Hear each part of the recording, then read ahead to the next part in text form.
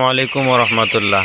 সম্মানিত খামারি ভাই এবং বোনেরা, আতিক এগ্রো ইউটিউব চ্যানেলের পক্ষ থেকে আপনাদের সকলকে অভিনন্দন।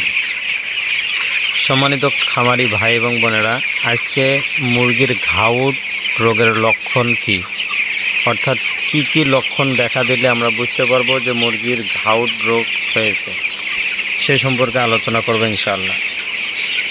তো সাধারণত আমরা দেখতে পারি যে 5টা লক্ষণ দেখা দিলে বুঝতে পারবো যে আমরা ঘাউট রোগ আক্রান্ত হয়েছে মুরগি।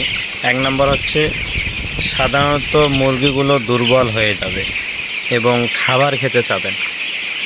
2 নম্বরে হচ্ছে মুরগির মলগুলো শুকিয়ে যাবে এবং সাদা রং হয়ে যাবে। 3 নম্বরে মুরগির শরীর ফুলে যাবে, বিশেষ করে জয়েন্টগুলো ফুলে যাবে। 4 নম্বরে হচ্ছে পাগুলো ফুলে যাবে এবং লাল হয়ে যাবে, যার কারণে মুরগি চলাচল ঠিকভাবে করতে পারবে না। সর্বশেষ 5 নম্বরে হচ্ছে মুরগির ঠোঁট ফ্যাকাশে বর্ণর হয়ে যাবে।